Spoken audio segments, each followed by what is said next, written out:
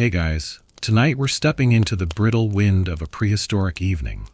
You're crouched near the mouth of a cave, your bare feet sore, your stomach hollow. The air smells like damp moss and ash, and your breath puffs out in short, visible bursts. You've spent the entire day tracking hoofprints through slushy mud and brittle grass. But there's no mammoth roast for dinner tonight. Your spear is dry, and your hands are empty. The fire crackles, not for cooking, but for surviving.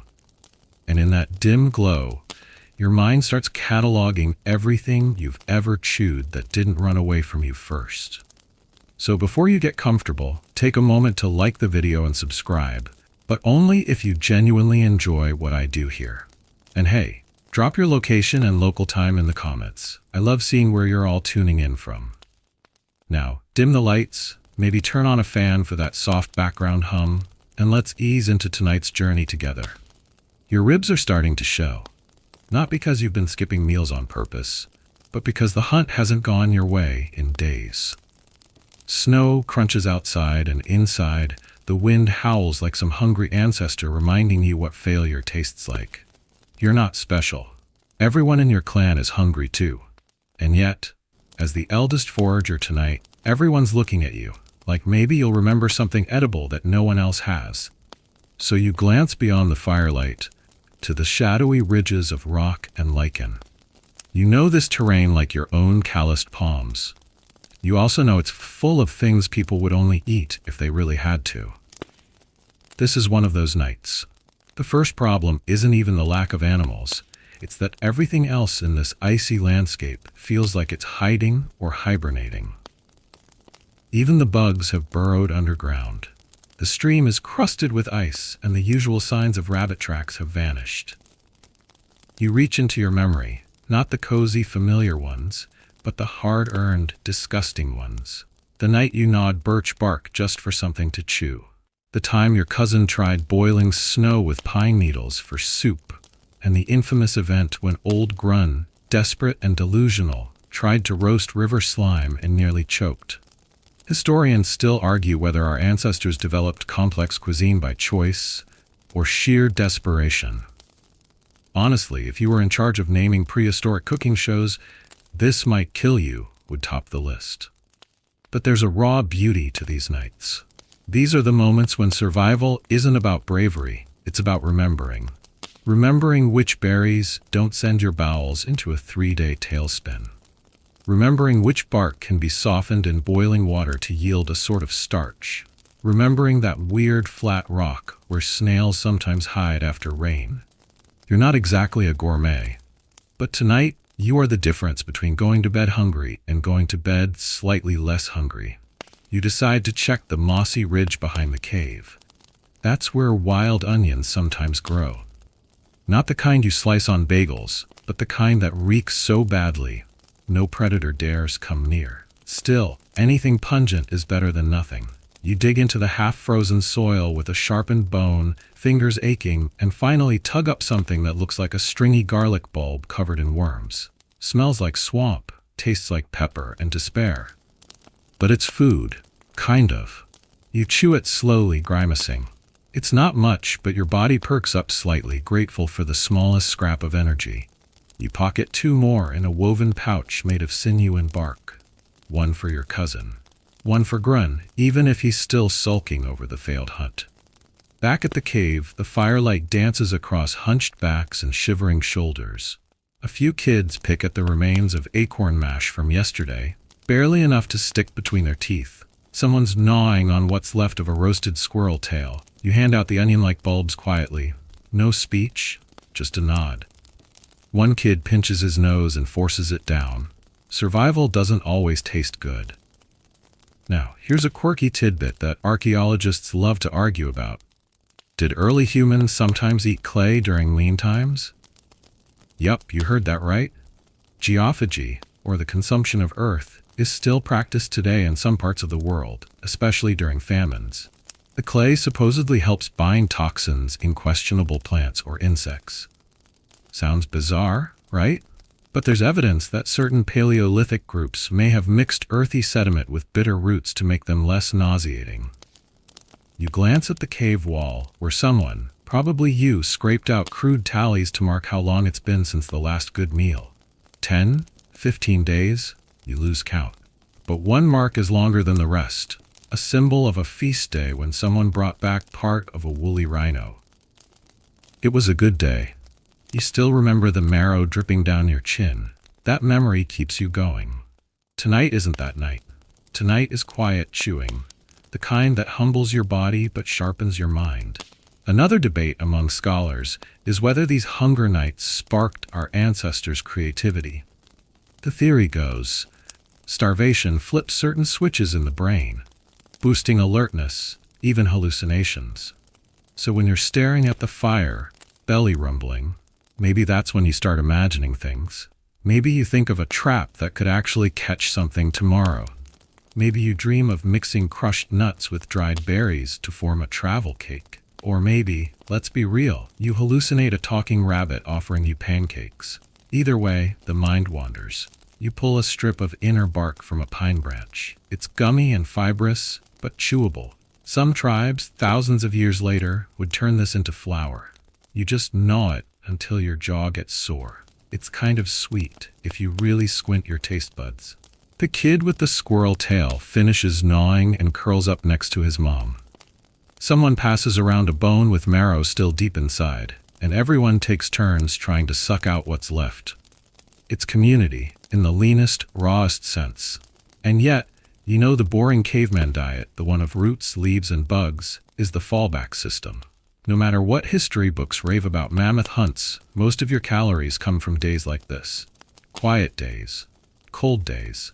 Days when survival tastes like bark and bitterness. You wonder, if someone were watching you now, from the stars, from the future, would they see struggle or strength? Would they judge your choices or admire your grit? Maybe they just ask, wait, did he just eat moss?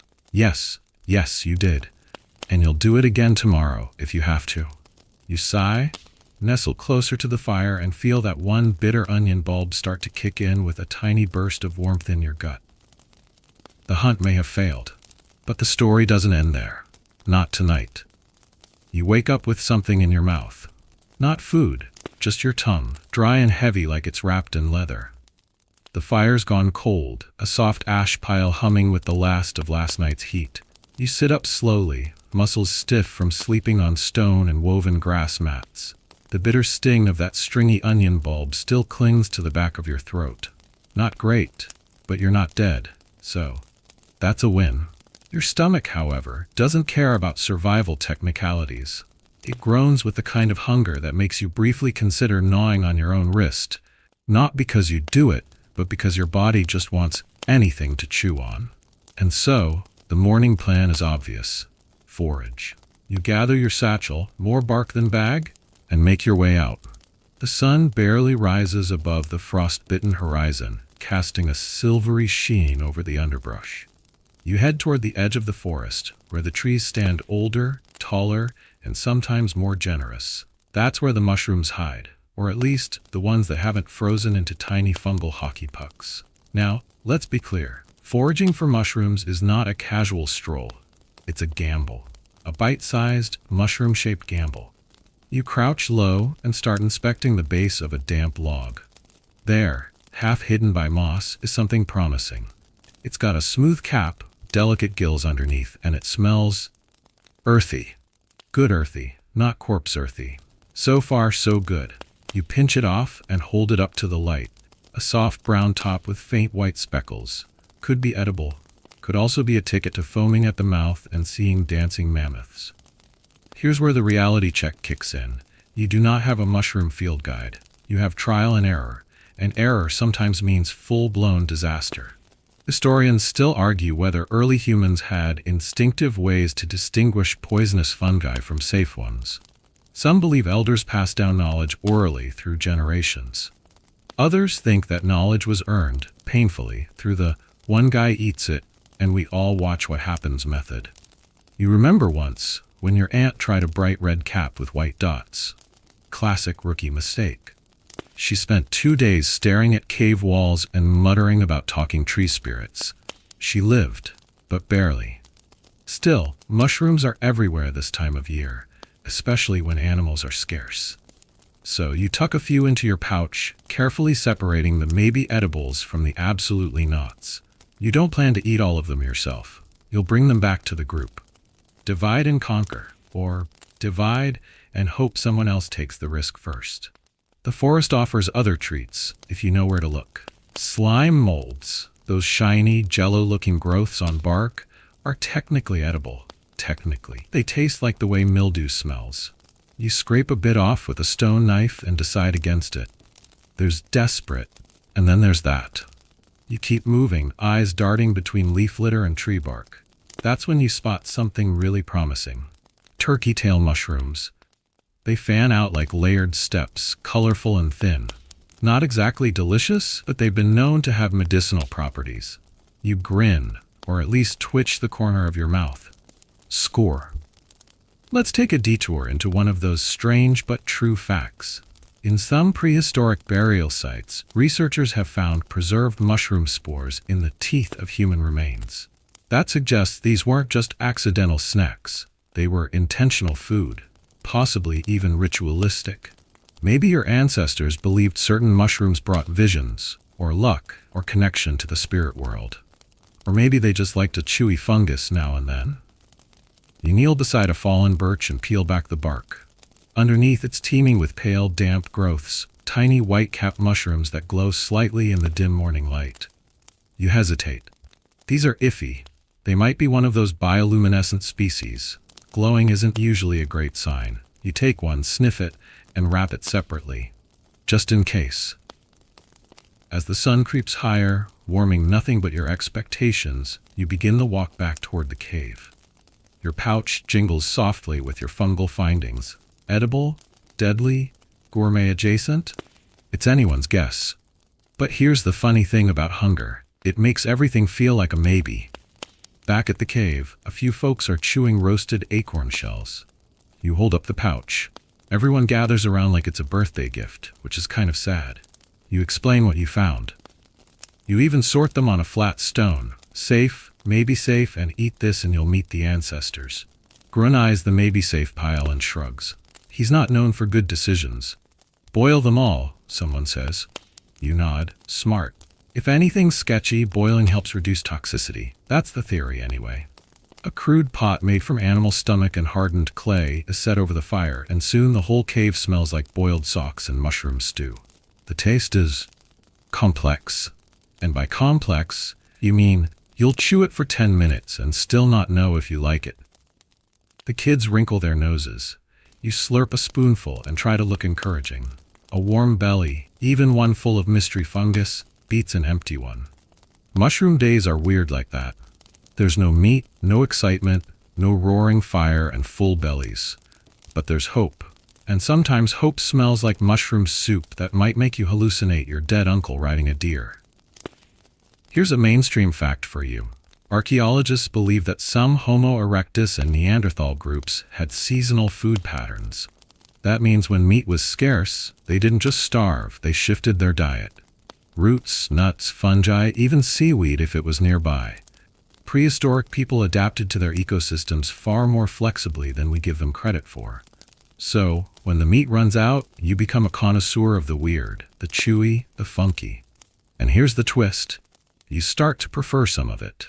Not all mushrooms are equal, and you've learned to tell when one will add depth to a stew or just add 6 hours of vomiting.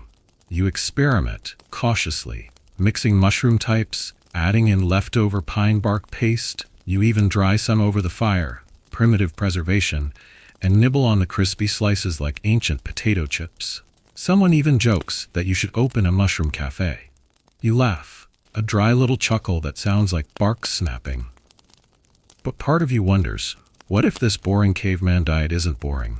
What if it's secretly brilliant? Mushrooms are low-calorie, nutrient-rich, and some even carry immune-boosting properties. Your gut bacteria, yes, even back then, loves them. You start to feel better. Not full, not fat, but functional, alive. And as the sun sets again and everyone curls up around the fire, one child mumbles, "I like mushroom day better than worm day." You smile. Progress. Tonight, you drift off slowly. not with dreams of mammoth steak or honey-glazed hare, but of mushrooms. Gentle, earthy, safe mushrooms.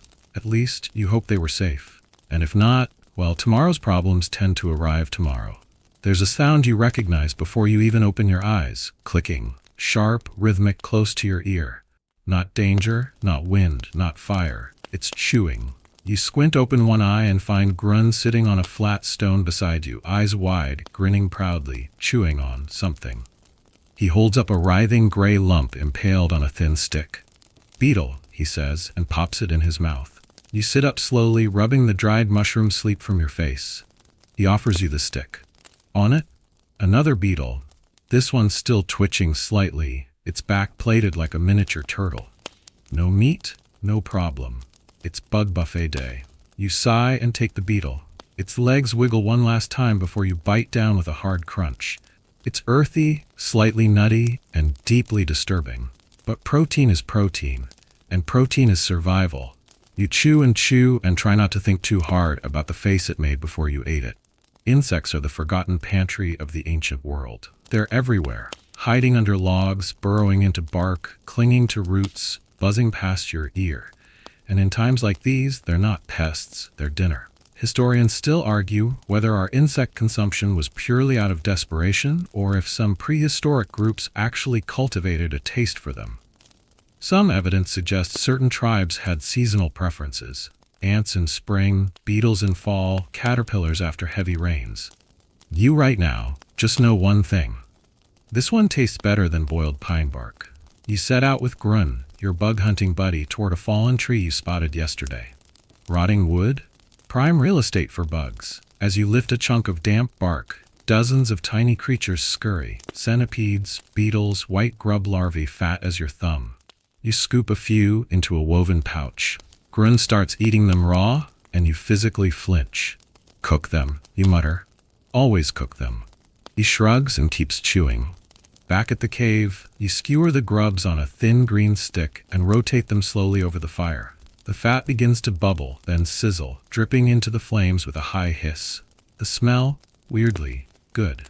Nutty, rich, with a hint of forest floor. Everyone perks up. Even the kids stop poking at yesterday's leftover acorn mash. One grub pops loudly. The juice flies. You duck. Here's a fringe tidbit for your imagination. Some anthropologists speculate that early humans may have farmed termites by protecting or transporting pieces of rotting wood that hosted colonies. Not farms in the modern sense, but mobile snack bins. That's commitment to the bug buffet lifestyle. You serve the roasted grubs on a broad leaf. Everyone hesitates, except Grun, of course. He grabs 4. You chew. It's creamy, a little bitter at the end, but honestly better than that weird glowing mushroom from yesterday. You wash it down with water from a cracked gourd, cold, clean, and probably filled with tiny, wriggly things. You try not to think about that. Then comes the hunting party, returning empty-handed again. One of them found bones, another a trail of hair and hoof prints. No catch. Spirits are low, and tensions are high. You offer them bugs, most decline. One accepts, too tired to argue. He grimaces, chews, and gives you a slow, reluctant nod. Welcome to the club. You head out again before dusk, this time armed with your sharpest stick and an eye for motion. Every leaf that flutters gets your attention. Every buzz makes you freeze. You're not just collecting food, you're training your senses. Watching for the subtle ripple of wings, the sudden hush before a swarm rises. A cluster of crickets chirps under a stone ridge. Jackpot. You pounce, fast, slapping your hand down and scooping them into your pouch. They bounce wildly. One bites your palm. You hiss, but smile. Another solid snack. The evening meal is, once again, not glamorous. It's roasted cricket, bark tea, and a leftover hunk of mushroom jerky. But something shifts. No one looks disgusted anymore. You talk while you eat. You even joke about saving beetle wings to make necklaces. And someone actually laughs. Here's a mainstream historical fact to chew on. Insects have remained a staple in many diets around the globe. Mexico, Thailand, parts of Africa, and South America all include bugs in traditional cuisine. Your ancestors weren't outliers. They were trendsetters. You lie back by the fire, your belly, if not full, at least distracted. The grubs sit heavy and slow, like tiny protein bricks lining your gut. You start thinking, maybe you'll dig a bug pit tomorrow. Maybe you'll bait it with fermented berries. Maybe you'll figure out a way to preserve crickets for winter.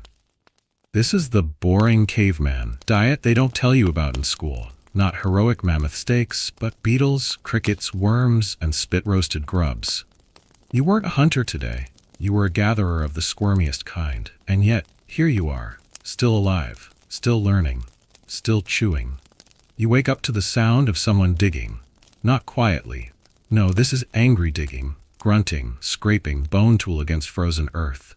You crawl over, still groggy, and see your cousin, Letta, hunched at the base of a tree root, her fingers red and raw, her expression somewhere between fury and desperation.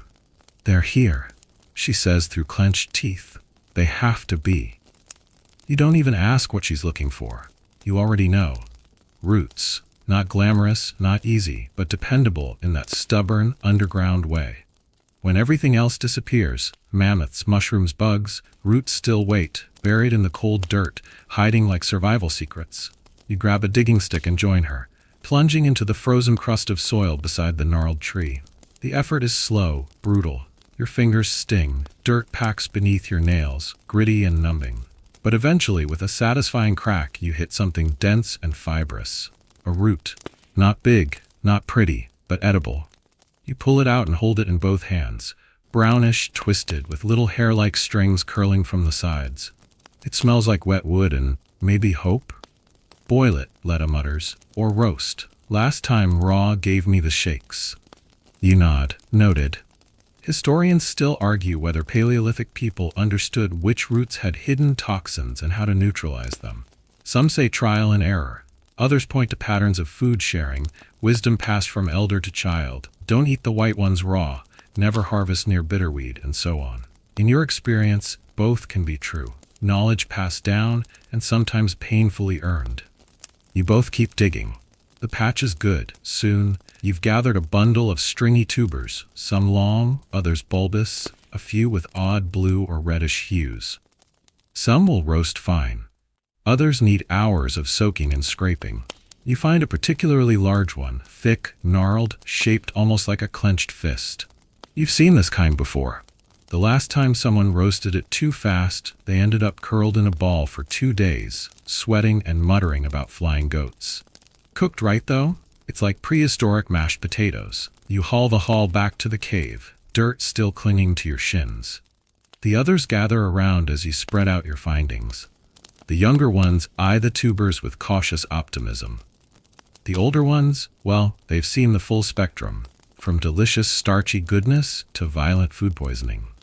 You scrape one of the safer-looking roots, peel off the rough skin with a flint flake, and spear it over the fire. Slow roast. Turn every few minutes. Patience is survival.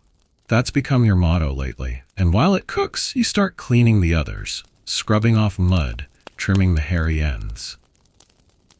Letta's already set up a boiling pouch near the fire, a shallow clay pot balanced over a rock ring, filled with water and hot stones that get swapped every few minutes. Here's a quirky tidbit. There's some evidence from ancient fire pits in what's now Africa that early humans may have used stone boiling techniques even before pottery was a thing. They'd heat rocks in the fire, then drop them into animal stomachs or bark containers filled with water, boiling roots without ever needing a pot. Genius stuff, honestly. You use that same method now. Your cooking pot is a stretched stomach skin stitched with sinew. It steams gently as the roots bob around, softening and leaching out their bitterness. Someone tries the roasted one first, takes a cautious bite, chews, pauses, swallows, then gives a thumbs up. Cheers go up, quiet ones, more like a collective sigh of relief. You each get a chunk. The flavor, earthy, a little peppery, surprisingly filling. Not sweet, but comforting. It coats your mouth, your throat, settles in your stomach like a warm stone. One kid eats too fast and chokes slightly. Another starts licking the bark skin bowl for leftovers. You laugh, then cough. The smoke's thick tonight. Later, someone pulls out a few old roots from storage, ones that were half-dried and saved from weeks ago. They're hard and shriveled, but when reboiled, they soften enough to mash. You mix them with yesterday's mushroom scraps and crumbled acorn meal. Primitive root stew. Smells funky. Tastes passable. You sit back and look around. Everyone's quiet but calm. Belly's not full, but no longer cramping with hunger. And that matters. You run a finger along one of the roasted tubers. It's still hot. You think about how strange it is, how these hidden, underground knots of starch have become your emergency rations. Your plan B. Your fallback. And somehow, you're grateful. Here's a mainstream historical fact. In many regions, wild tubers were a cornerstone of the Paleolithic diet. In Africa, for instance, tiger nuts and wild yams were common. In colder climates, people sought out cattail rhizomes or the roots of sedgegrass. They weren't just edible, they were essential. And once you learn which ones to trust, you start building a mental map. This ridge after the big pine, good for sweet roots. That bend by the stream, bitter ones, only boil those. Your foraging becomes a kind of mental cartography. You finish your stew and lick your fingers clean. Then, without thinking, you wrap 2 leftover roots in a bark pouch and tuck them into the back of the cave. Not for tonight, for tomorrow, or the day after. You're learning to think ahead. That's what roots do. They teach you patience. They teach you to dig deep, to peel away what's toxic, to survive the cold, quiet days when hunting fails and mushrooms rot and bugs vanish. One of the elders, a quiet woman who never speaks unless necessary, taps you on the shoulder and hands you a blackened piece of root, roasted so long it's turned sugary. You bite into it. It crunches, then melts, sweet, like a secret candy hidden underground. You look at her. She smiles with a cracked tooth grin. Found that one last spring, she says, tasted better now. You nod, chewing. It's not meat, it's not a feast, but it's good. And tonight, good is enough. As the fire dies down and people drift into sleep, you curl up beside the stone wall, a half-roasted root in your hand, the smell of earth still in your nose. You dream not of mammoths, but of digging. Warm soil, strong roots, the satisfying pop when one finally pulls free. You dream of a world that hides its treasures underground, waiting for those willing to work for them. And in your dream, you keep digging. You're chewing grass. Not the kind your dog gnaws on when his stomach's upset, but close. You sit on a sun-warmed boulder at the edge of the glade, turning a stalk of wild barley between your fingers. The tip bristles with tight clusters of tiny seeds, dry and golden. You bring it to your lips, chew gently, and spit out the husk. It's bitter, almost chalky, and takes a while to yield anything remotely satisfying. But this is the new frontier now. Grains. Welcome to the grain guessing game. You'd always assumed food came in shapes you could recognize. A leg, a root, a juicy bug with eyes. But grains? They hide in plain sight, disguised as weeds. These little seeds are everywhere, if you're patient enough to collect them and clever enough to know what to do with them. Grun tried eating them raw once, just stuffed a handful in his mouth and started chewing. 5 minutes later, he spit it all out, cursing like a winded boar. Rock food, he called it. You don't disagree, but you've also heard the elders talk about a trick. Roast it first, or smash it with a stone, then mix with water to make a kind of dough. Someone once tried baking that dough on a hot rock and made what might generously be called prehistoric crackers. So that's the plan today. Crackers. You stand, stretch, and move through the tall grass, sweeping your hand across the seed heads. They fall into your pouch with soft little plinks, dozens at a time. Barley, foxtail millet, wild rye, you're not totally sure which is which. But they all have seeds. And seeds mean hope.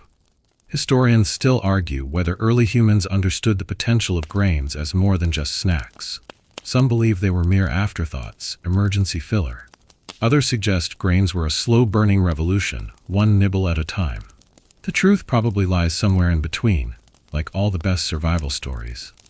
Back at the cave, you dump your harvest onto a flat rock and begin sorting. Twigs out, bugs out, pebbles out. It takes a while. Everyone's used to waiting. Next comes the grind. You grab your favorite handstone, a smooth river rock shaped perfectly to fit your palm, and begin rolling it over the seeds. Slowly they crack open, releasing tiny puffs of white powder. The smell is faint but earthy, a little like dust and toasted straw. This is no quick meal. It's more like prehistoric baking class. Letta joins you, dropping her own bundle of wild oats. She sits beside you and starts grinding too, her hands working in rhythm. Neither of you talks much. The scraping of stone against stone is strangely soothing. After an hour, or maybe two, you have a decent little pile of flour. Not soft or fluffy like today's stuff, but coarse and gritty. You mix it with water in a bark cup, stir with a stick, and smear the paste onto a flattish, heated stone near the fire. It sizzles faintly, then smells actually pretty good. Everyone leans in. You flip it once, it holds together. You break off a piece and blow on it. Taste test time. The texture is dense, very dense, like biting into a damp rock, but it's warm and it doesn't taste bad. A little nutty, a little bitter. More importantly, it fills your stomach like nothing else has lately. It lingers. You pass it around. The kids tear off bits and start chewing. Grun takes a big bite, makes a face, and then, surprise, goes back for seconds. Here's a quirky tidbit. Researchers have discovered ancient grindstones dating back 30,000 years, often with microscopic residue from grains like sorghum and barley.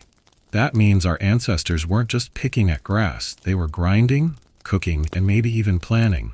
You try a new variation, grind a few dried berries into the mix. The result? Slightly sweet, deeply chewy, weirdly satisfying. The elders call it winter stomach food. It doesn't excite, but it keeps you moving. A kind of edible endurance. You think about how weird this is. You've gone from biting into bugs and roots to baking on hot stones like some kind of fancy cave chef. Not because you wanted to, because your body demanded it. Hunger forces creativity. You even start imagining possibilities. What if you soak the grains overnight, or roast them first for a toasted taste? What if you mix them with acorn mash or boiled root?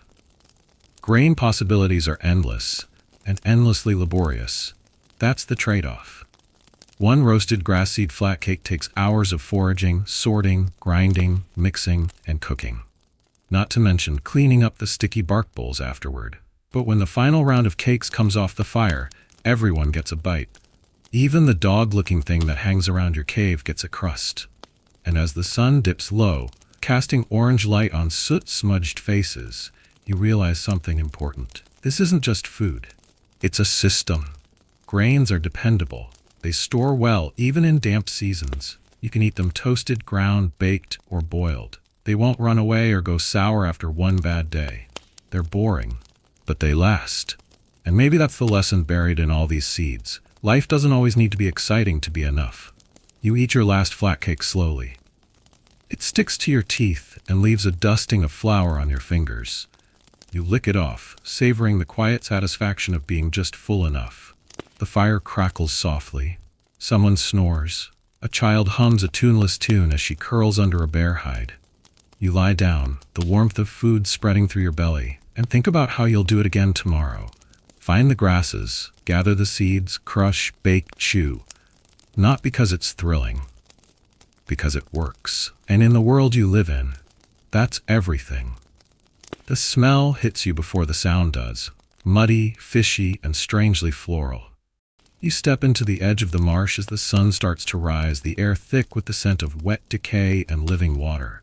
Dragonflies buzz past your ears like darts. Frogs plop into the reeds at your approach. Everything here feels like it's either trying to hide or trying to bite. But you're not here for the ambiance. You're here to eat. The swamp has always been a backup plan. When the forest fails, the hunt fails, and even the mushrooms start rotting before they reach your fire, the water calls. Not the clean streams, not the fresh lakes.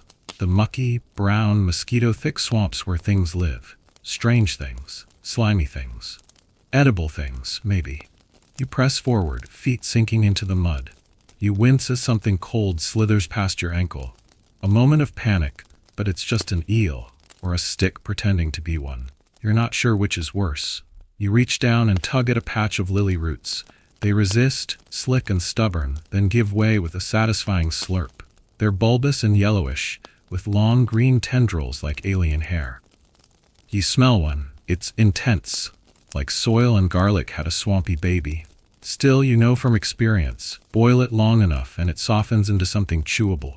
You gather more edible reeds, soft rushes, the bulbs from flowering pond plants that look like onions if you squint and forget what onions actually taste like. Here's a mainstream historical fact. Ancient communities across Asia and Africa regularly harvested water plants as dietary staples. Cattails, bulrush, water chestnuts. Archaeological digs have even found stone tools with starchy residue that likely came from aquatic tubers. You spot movement. A frog the size of your fist perches on a flat stone. You freeze. So does it. You make your move, swoop, splash, a scramble, and come up empty. Grun would have caught it. You curse under your breath and keep moving. Farther in, the water thickens. Your feet disappear into the muck with every step. Leeches? Maybe. Don't think about it. You pull apart floating mats of algae. Underneath there are pockets of wriggling life, tiny water snails, maybe a minnow if you're lucky. You catch 2 snails and a cluster of tadpole eggs, slippery and disgusting. But they go in the pouch. Everything goes in the pouch. Letta joins you, sleeves rolled, eyes scanning the shallows. She holds up a dripping, leafy clump.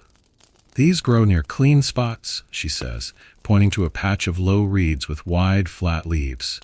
Taste better. Less mud in them. You both wade toward the cleaner patch, slapping at flies and brushing off spider webs as you go. The sun rises higher, casting long gold bars across the surface of the water.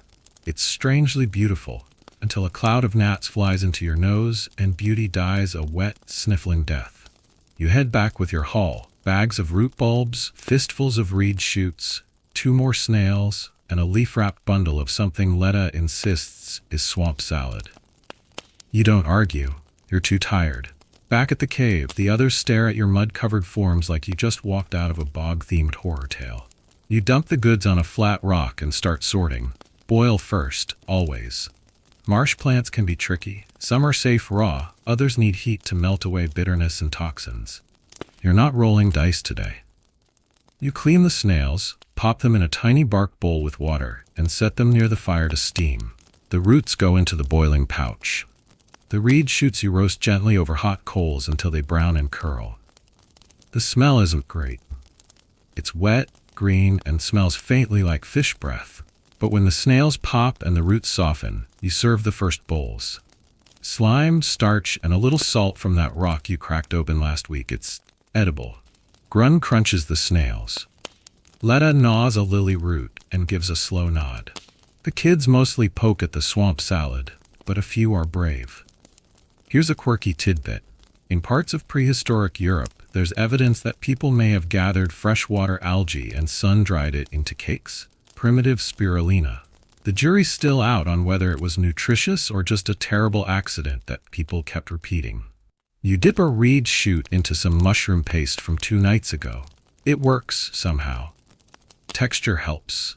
Your tongue appreciates not having to chew bark today. You offer a bite to the clan's quietest elder. She accepts, chews slowly, and murmurs, "Spring's here, water's honest." No one knows exactly what that means, but you all nod like it's wisdom. Historians still argue whether humans moved toward aquatic food sources out of necessity or ingenuity. Some say it was just easier. Fish and plants are slower than deer. Others claim swamp foraging marked a turning point in dietary complexity. You're starting to believe both, because the truth is, you feel smarter out there. More alert. Every ripple, every plant, every bug teaches you something new. You've become a swamp strategist, a bog botanist. You might even be enjoying it? You let that dangerous thought settle while you chew your last snail. As dusk rolls in, the swamp smells fade from your fingers but cling stubbornly to your hair. You wash your hands with ash and dry moss, but it lingers.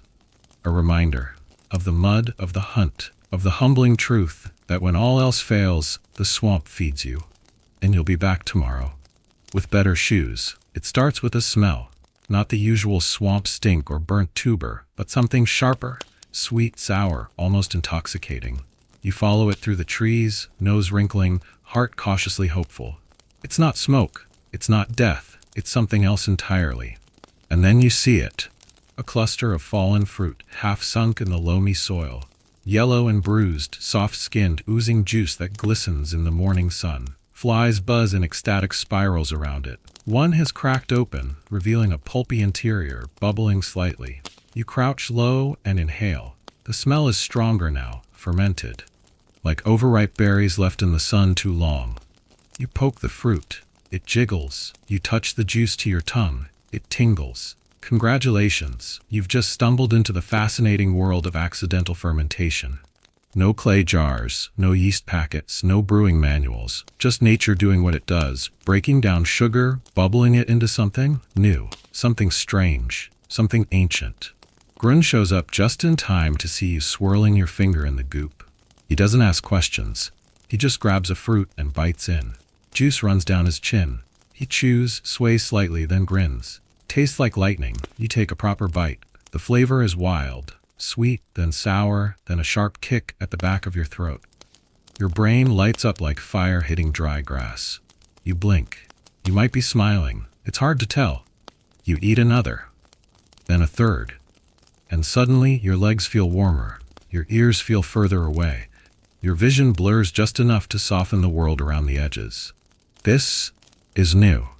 Historians still argue whether early humans intentionally sought out fermented food or simply stumbled across it and liked the results. Some suggest fermented fruit played a role in spiritual rituals. Others argue it was just a lucky break in a miserable season. Whatever the case, you're starting to understand the appeal. Because for the first time in days, your hunger fades into the background. Not because you're full, but because something else takes its place. A fizzy lightness, a sleepy kind of joy. Letta finds you sitting under the tree, sticky and slightly cross-eyed. "You drunk?" she asks, raising an eyebrow. You hold up half a fruit and say, "It's science." Letta rolls her eyes, but she eats one too. Her expression changes halfway through the chew. "Oh," she says. "Oh." The two of you sit there for a while, giggling quietly. Grun dances in the background, badly. No one stops him.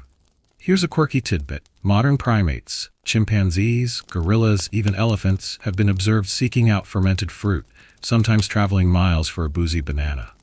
Turns out your taste for a mild buzz may be older than fire. You gather what's left of the fruit into a makeshift pouch. It leaks. Everything you own now smells like prehistoric wine. You don't care. Back at the cave, there's a debate. Fermented fruit is divisive. Some believe it opens your mind, others think it leads to foolishness. One elder warns that the fruit fogs the soul, another quietly asks for a bite. You distribute carefully, small portions, slow bites. The children aren't allowed any. A few people nibble, then sit back with dazed smiles. Others refuse, preferring their swamp root stew and barley cakes. You roast a few fermented slices over the fire. The sugar caramelizes into something incredible, sweet, smoky, tangy. You never thought you'd say this? But cave dessert? You imagine a menu. Charred frog, root mash, and fire-roasted fermented fruit. Served on a slab of stone. Candlelight provided by fireflies. Reservations required. You laugh out loud at your own thought. And that's when it happens. The fire shifts, the shadows dance, someone starts humming, slow, low, rhythmic. Another joins in. A third claps. Soon the cave is filled with voices. Not talking, but singing. Not in a language. Not even in rhythm. Just pure expression. From bellies warmed by fruit and hearts softened by hunger. It's the fermentation, yes, but it's also something more. Connection. You sway with them, eyes half-lidded, body loose. You forget the lack of meat. You forget the mud in your hair. You forget the worm that bit you 2 days ago and left a rash the size of your hand. Tonight is different. Tonight you feel alive in a way that's hard to name. Here's a mainstream historical fact to savor. Some archaeologists theorize that the earliest forms of social bonding may have been rooted in shared sensory experiences, like music, dancing, or yes, even fermented food. These moments weren't just distractions from hunger. They were community glue. You don't remember falling asleep. You wake curled near the fire, sticky with fruit syrup and ash. Your mouth is dry, your head is fuzzy, and your stomach is questionable. But your spirit? Calm. The fermented fruit is mostly gone now, shared, devoured, or stomped into the dirt. But its effect lingers. People are smiling more, talking gently, sharing food without side eyes. Maybe it wasn't lightning in a fruit, maybe it was medicine. You gather your things slowly, shaking off the haze. You may have discovered alcohol or food poisoning. Possibly both. Still worth it. You whisper to Letta, who's dozing nearby, "We should find more tomorrow." She mumbles something about tree spirits and burps. You smile, stretch, and begin planning your next fruit run. Because now you know something important. Not all food fills your belly. Some food fills your soul. You hear it before you feel it. A voice raised, then another. The crack of something thrown against stone. A sharp intake of breath. You emerge from your corner of the cave just in time to see Grun and another forager deck, locked in a silent, fuming stare. Between them lies a half-eaten flat cake. Charred edges, but still warm. Someone's dinner. And now, apparently, someone's war. You step forward slowly, eyes shifting between the two. Tension thrums in the air like a pulled bowstring. You feel it in your chest. This isn't about one cake. This is about the slow hunger, the growing scarcity, the whisper of a truth no one wants to say out loud. We don't have enough. Welcome to the worst part of the lean times. Sharing, hoarding, and stealing all start to blur. Deck points at Grun. "He took it," he says, voice flat but edged. "I left it on the rock to cool, and now it's gone." Grun shrugs. "It was abandoned. Food spoils. I saved it." You'd laugh if it weren't so deadly serious, because out here a stolen flat cake isn't just rude, it's survival theft. Letta steps between them, hands up. "We settle it later," she says. "Nobody eats if we start fighting like wolves." They back off, reluctantly. But the damage is done. The fire crackles in the center of the cave, and nobody's sitting together anymore. The little clusters of community, elders, foragers, the mothers with children, all shift away from each other like tectonic plates cracking apart. This is the part of hunger that no one warns you about. Historians still argue whether early clans had strict rules for food distribution or if it was more free-for-all. Some evidence shows bones placed evenly among group members, suggesting ritual sharing. Other sites reveal hoards, hidden caches of nuts, bones gnawed in secret, evidence of individuals hiding their spoils. You've seen both in action. One night someone shares a roasted grub. The next, that same someone is chewing bark behind the cave wall, hoping no one notices. You get it. Hunger changes people. You felt the greed creep in, uninvited. That moment when your pouch has a little too much and you think, "I could keep this. Just for me. Just tonight. It would be so easy." You haven't done it yet. But the thought is there. The unspoken law of the cave is simple. Those who bring food, eat first. Those who work, get fed. But lately, everyone's working. Everyone's bringing back something. Tubers, grass seeds, even frogs, and it's still not enough. So what happens when effort isn't enough? People get quiet. They eat in corners, they hide scraps under fur mats, and sometimes they steal. You remember a day early in the season when the group shared everything. Laughter came easily, even during famine. Now smiles are rare. Eyes linger too long on someone else's hands. People sniff each other's breath to guess what they ate in secret. You try to keep balance. You overshare your finds. You go on longer foraging runs. You tell yourself that one good root could restore peace. That maybe people are just tired, not selfish, not broken. But deep down, you know the truth. Hunger reveals the fractures that were already there. Letta hands you a cooked reed root and sits beside you on the cold stone. "We need rules," she says softly. "We have rules," you mutter. "Then we need teeth behind them." That makes you pause. Enforcement. Punishment. For a missing flat cake? And yet, what's the alternative? Here's a quirky tidbit. In some tribal societies, food hoarding during lean seasons was punished with social exile, not violence, just cold, brutal exclusion. The group would stop speaking to the hoarder. No eye contact, no shared warmth. It worked because the greatest punishment wasn't starvation, it was loneliness. You imagine that happening to Grun. Imagine him eating alone, curled in the icy mouth of the cave, no one looking his way. It chills you deeper than the wind ever could. The group meets that night, not a formal council, just a circle around the fire, knees drawn in, eyes tired but focused. The air is thick with tension and wood smoke. Letta speaks first. "We need a new agreement." You glance around, most nod, a few just stare. "We share what we bring," she says. "Openly, no hoards, no hiding. Someone scoffs, and if someone does, Letta doesn't flinch. Then they eat last for 3 days. It's not violent, but it's serious. And everyone knows that in a cave like this, eating last is sometimes the same as not eating at all. You raise your hand. What if someone's hiding food because they're afraid? Not greedy, just scared. Letta meets your gaze. Then they can tell us, before they eat it, not after.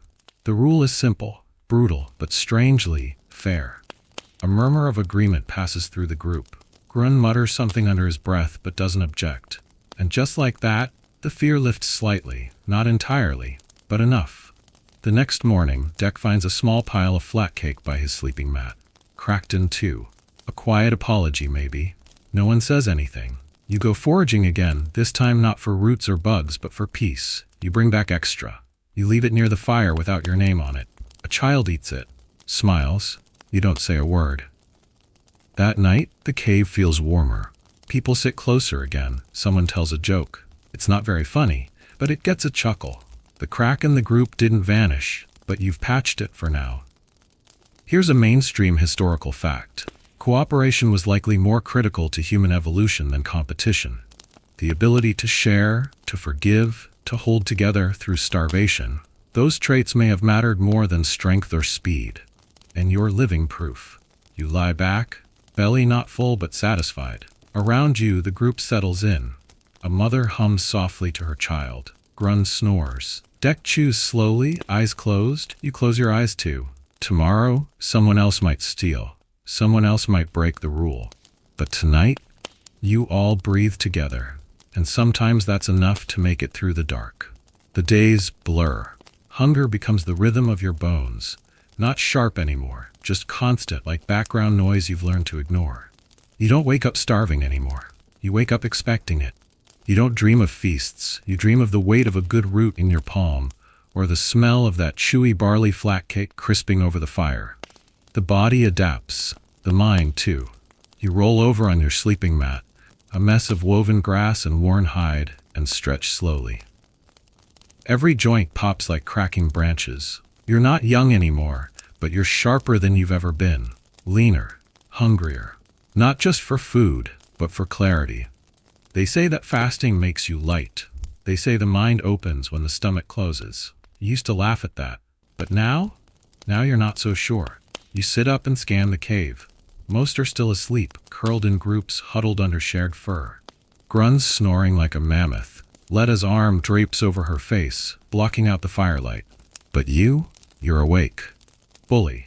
There's a flicker in your thoughts. Like something is turning on. Something ancient. You head outside, bare feet crunching frost. The world is quiet. The trees don't move. The sky hangs low, pale and smudged. You walk to the edge of the forest and listen. Everything is more vivid. The wind has texture. The bird calls have rhythm. Even your steps feel intentional, like the ground is guiding you. Here's a mainstream historical fact. Modern research shows that in times of extended fasting, the brain releases ketones, chemical fuel that sharpens alertness. Evolution's trick to keep us hunting even when we haven't eaten. So yes, you're hungry, but you're also wired. Focused. Ancient. You crouch by the stream's edge and splash cold water on your face. The shock clears what little fuzz is left in your head. You notice the dew collecting on cattail tips, glistening. You remember what Letta said about cattail starch, how you can mash it and smear it on skin like a salve. You didn't used to remember details like that. Now you remember everything. Every root, every edible stem, every bad decision Grun's ever made with mushrooms. Your hunger has sharpened your memory. You're cataloging survival. You stand and breathe deep, feeling your ribs stretch under your skin. You're leaner than you've ever been, but you're not weak. Your body is making do with less, and somehow thriving. Historians still argue whether cycles of feast and famine shaped human brains more than any tool. That mental elasticity, the ability to suffer, adapt, then imagine a new plan, may have been humanity's greatest evolutionary weapon. You believe it now. Back at the cave, the others stir. Someone groans, someone coughs, a child whimpers. You kneel by the fire, stoke the coals, and set water to boil with a pinch of bark shavings. It's bitter, but calming, like chewing on purpose. Letta joins you, eyes still half closed. "You been out already?" she murmurs. You nod, thinking clearer than ever. She chuckles. "Then maybe hunger's good for you." Maybe it is. You eat little today. Just a few roasted grass seeds, a sliver of cooked root, and some charred snail meat saved from yesterday's pond walk. Enough to keep the body from crumpling, but not enough to soften your edges. And those edges? They're useful now. You sharpen tools faster. You read footprints more carefully.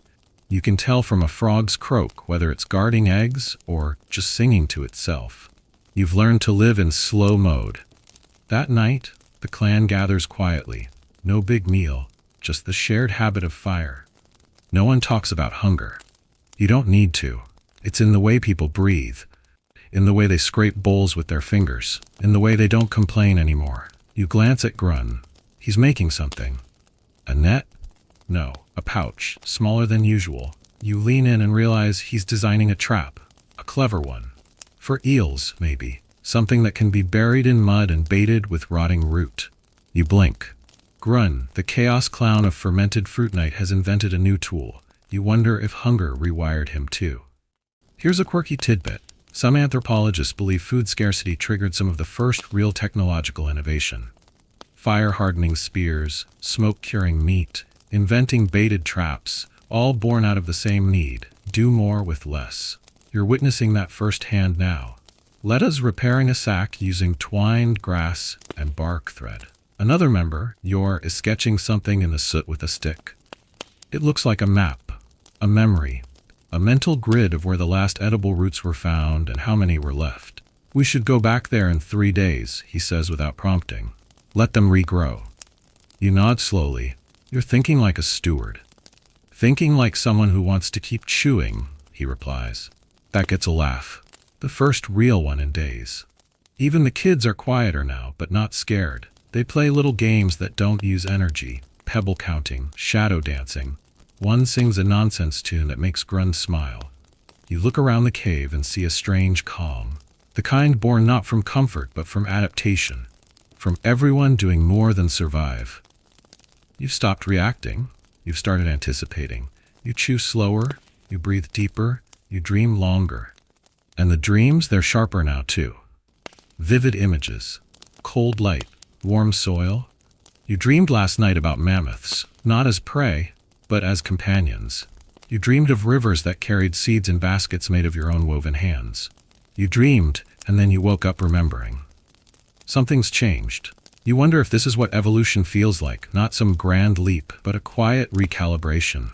Hunger not as a punishment, but as a sculptor, carving away the unnecessary. What's left is lean, raw, but deeply aware. Here's what no one tells you about starvation. Sometimes it gives back, not in calories, but in focus, in connection, in instinct. You stare into the fire and feel not broken, but tuned, like the static has cleared and your signal finally came through. You still want food. You still want warmth and rest and fat on your bones. But tonight, you also want to remember this strange clarity, this soft unity, this moment forged in emptiness where the clan breathes as one, lean and learning and alive. You don't notice it at first. The shift is subtle, like moss growing over stone, like smoke thinning in the wind. You wake up, stretch, and realize your stomach didn't growl before your eyes even opened. You still feel hunger, yes, but not the sharp scraping kind. This is a hush, not a howl, a murmur of need, not a scream. And that's when it hits you. You're not starving anymore. Not full, of course. No one is. But you're stable. You've hit a strange rhythm of survival, a balance of just enough. Not because the world suddenly got generous, but because you did. You adapted, you learned, and somehow your gut learned with you. You step outside the cave into a windless morning. The light has shifted. The color of the moss has deepened. The birds are louder today, or maybe you're just listening differently. You gather your satchel and walk to the old root patch without thinking. No drama, no urgency, just habit. Your hands move through the soil like they know what to do. They find 3 good tubers, firm and clean. You hum softly as you walk back. Inside, Letta is already boiling something. Grun is tending to a new batch of grain cakes, flipping them carefully with a stick that's been worn flat from weeks of use. The kids are nibbling roasted cattail stems and chasing each other with bundled leaves. It almost feels like life. A calm morning in the Paleolithic age. And that's when you feel it. The deep realization, warm and heavy. This isn't temporary. This is how you live now. Here's a mainstream historical fact. Modern studies of gut flora show that humans have microbial communities shaped by their ancestral diets.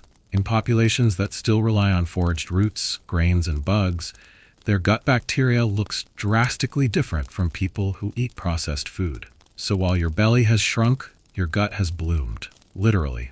Microbial colonies, fed by roots, bark starch, and bugs, now flourish inside you, and with them, your cravings have shifted too. You don't daydream about roasted mammoth. You dream of nutcakes, wild honey, and mushrooms that don't cause hallucinations. You pass around today's meal, a humble mix of ground barley, mashed tuber, and a few dried berry skins.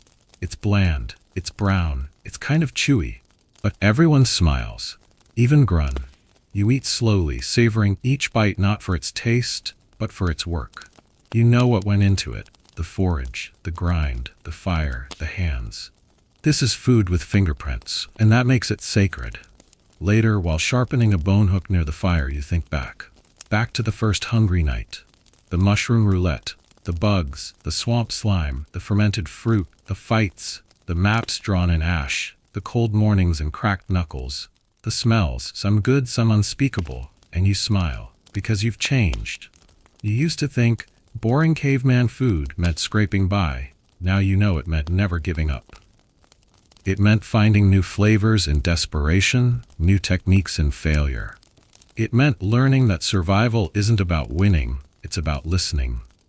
Listening to your stomach, yes, but also to the land, to the group, to your own thoughts when the night is cold and the fire is low.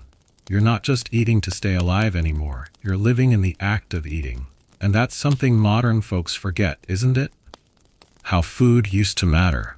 Here's a quirky tidbit to finish with. Some archaeologists believe that ancient humans might have carried starter cultures with them, bits of fermented mash tucked in bark pouches to seed their next meal. Prehistoric probiotics, cavemen with gut health goals. You chuckle softly. Your people don't carry pouches like that yet, but you do carry knowledge now.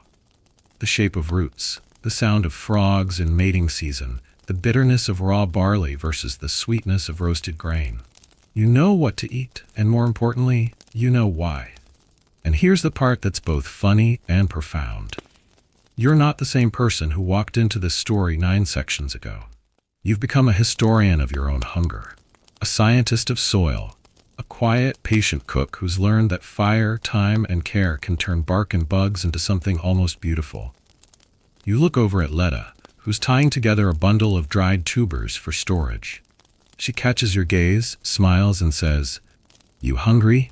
You pause, think, then you grin. "No," you say, "not yet."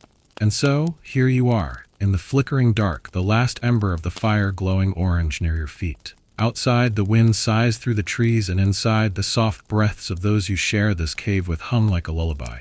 Your stomach doesn't ache tonight. It doesn't growl. It simply waits, quiet, steady, content in its rhythm. The day's work is done. The roots are stored. The flat cakes are cooling. The lessons learned. It's a strange piece, isn't it? To realize that survival isn't loud or flashy. It's slow, grounded, repetitive in the best way. The cave feels warm tonight, and not just from the fire. It's warm because you've earned it. With every tuber you pulled from the frozen ground, every bug you roasted, every slimy marsh snack you endured, you built this piece, one bite at a time. The world outside may still be brutal, unpredictable, indifferent. But in here, you've got a tribe. You've got food. And you've got stories. So close your eyes now. Let the images of roots and reeds and roasting grubs fade into quiet fog. Let your muscles melt into the earth beneath you. Let your mind drift, soft and slow. You've made it another day. You're fed, you're safe, you're ready to dream.